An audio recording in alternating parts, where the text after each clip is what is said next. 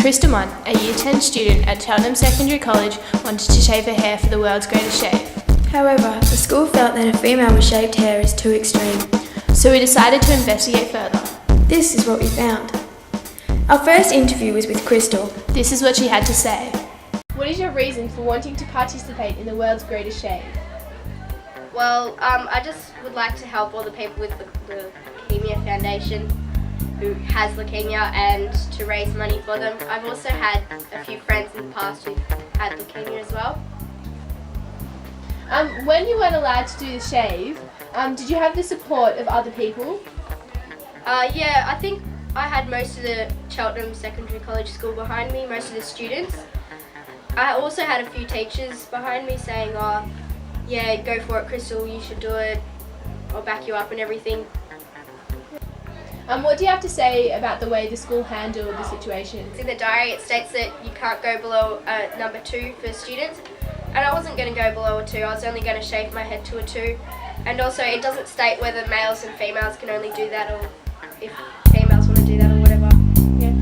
We decided to go and see how important World's Greatest Shave and other fundraisers were to the Leukemia Foundation.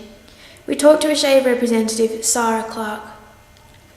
How many females would you say participate each year? Well, looking at the statistics, there's 49% of females who participate. I've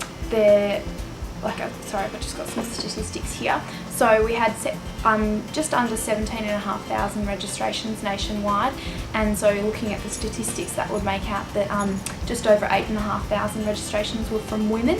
Now they could be part of a group, part of a school, or just participating individually.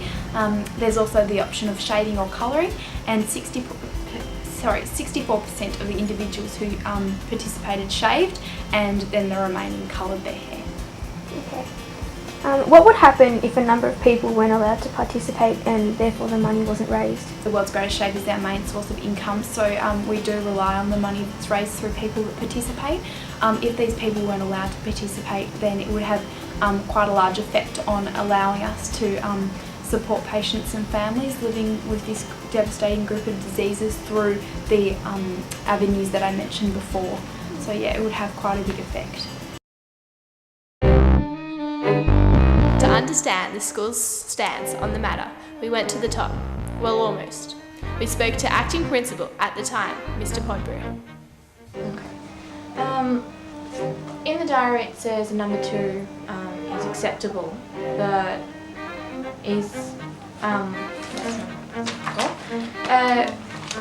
though Crystal wanted to do a 2, wanted to go to number 2, she wasn't allowed. Why is that?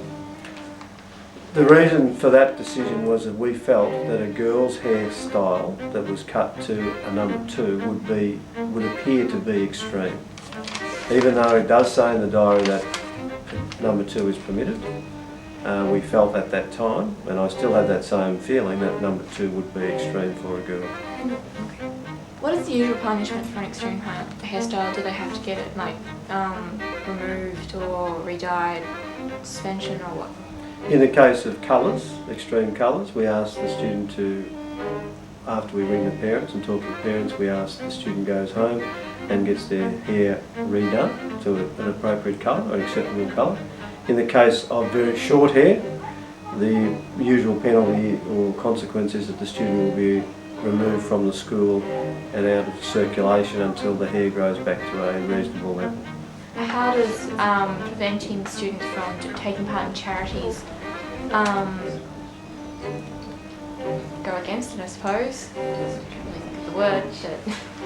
Well, I don't believe that we do prevent students being involved in charities. The situation in this case was the student wanted to have her head shaved or cut very short to raise money for cancer awareness.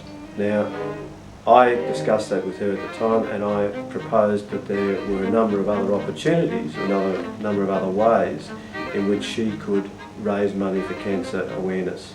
And we were fully supportive of other options, such as bandanas for canteen or other fundraising activities which didn't require her to have to shave her head. Okay.